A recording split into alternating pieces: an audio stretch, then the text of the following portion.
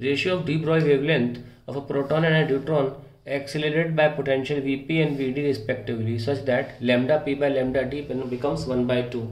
Find Vp by Vd. हमको पता है, तुरंत फॉर्मूला निकाल सकते हैं हम, h/2 mqv ये फॉर्मूला होता है। अब देखिए इसमें आपने वोल्टेज का रेशियो निकालना है और लैम्डा अलग अलग आ रहा है। इसमें सेम चीज़ क्या है, इसमें h और 2 जो है आप कांस्टेंट लेकर इसे हटा सकते हो, लेकिन mqv जो है वो बदलेगा। तो अगर मैं लैम्डा प्रोटॉन बोलूँ अपॉन लैम्डा ड्यूट्रॉन बोलूँ तो ये पलट के लिखूंगा मैं, 2 और h हटा दूंगा कि कोई ज़रूरत नहीं है। Mass of deuteron, charge of deuteron, potential of deuteron, यहाँ mass of proton, charge of proton and potential of proton. अब जानते हैं कि ड्यूट्रॉन जो होता है वो 2h1 और प्रोटॉन 1h1 के जैसे ही होता है, तो आप हटा सकते हो। ड्यूट्रॉन प्रोटॉन का चार्ज भी हट गया, सारा खेल मास का बचा।